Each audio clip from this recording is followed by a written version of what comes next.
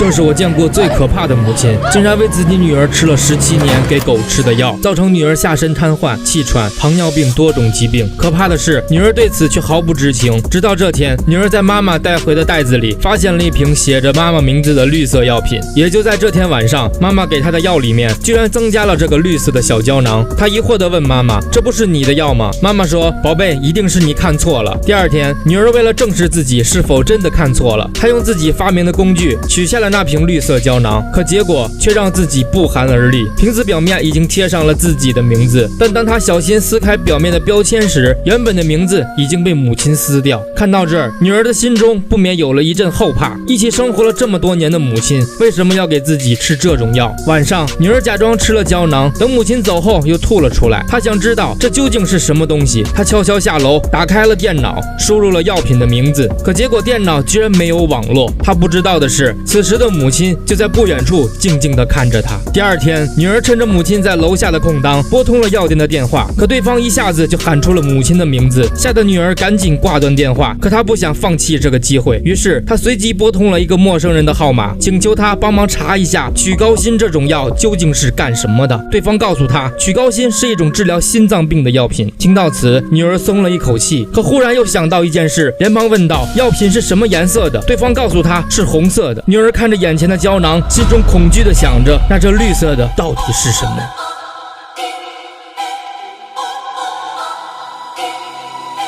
这个女孩想知道妈妈给她吃的药到底是什么，可医生告诉她这是给狗的药，是肌肉松弛剂，人吃了以后腿会失去知觉。女儿听后犹如晴天霹雳，原来自己的腿居然是妈妈造成的。这时妈妈追了过来，驱散人群，随后又给她打了一针给狗注射的药剂。回到家，女儿醒来后发现自己被锁在了房内，她一刻也不想在这里待了。从小到大的妈妈居然一直喂自己给狗吃的药，这太可怕了。她用2根小铁棍轻松地打开了门，但却发现妈妈棋高一招，已经把门用木棍反锁。于是她决定从窗外的房顶爬到另一个房间，为了防止自己中途晕倒，测了一下血糖，紧接着补充自己的体力，拿出电线，带了一个电棒，含了一口水，以及带好一个毯子，行动开始。靠着2臂的力量，女儿费尽了全力，终于爬到了另一间房的窗边。她插上电棒，在窗户上扎出了一个裂缝，紧接着一口水喷了上去。神奇的事情发生了。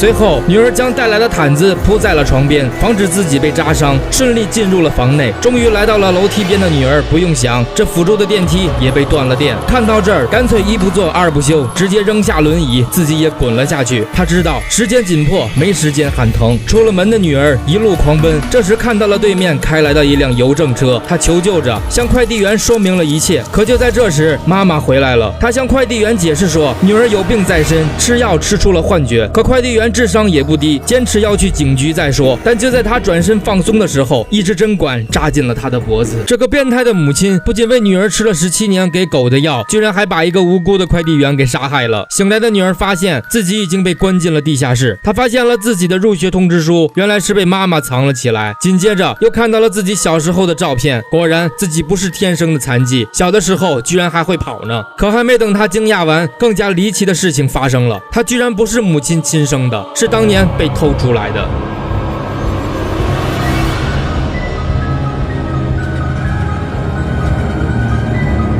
眼看着真相被女儿知晓，妈妈开始道歉，我再也不给你吃那些药了，我们重新开始好不好？女儿看着她说，这不是吃不吃药的问题，你做的这些根本全部都是为了你自己。妈妈看着情况也是劝不住了，拿起针头就想扎她。多亏了女儿反应快，把自己关进了仓库，反锁了起来。可在这里待着也不是长久之计，女儿决定赌一把，赌这个女人不会放弃自己。门在打开时，只见女儿把一瓶毒药灌进了嘴里，她赌赢了。醒来的女儿看到自己已经躺在医院，但身体暂时无法动，也没办法讲话。她暗示医生要写字，结果还没写完，医生就被突发的情况支走了。而这时，妈妈再次进来，将她的针管拔了出来，推着轮椅就准备离开。一路上，女儿一直用眼神暗示路人，可没人理解，只当她是得了什么病。好在医生回到病房，及时发现了女儿留下的求救信号，马上通知了保安。而妈妈这边走到电梯，发现电梯用不了，而在这时，保安也赶来了，一枪打伤了她。女儿终于获救。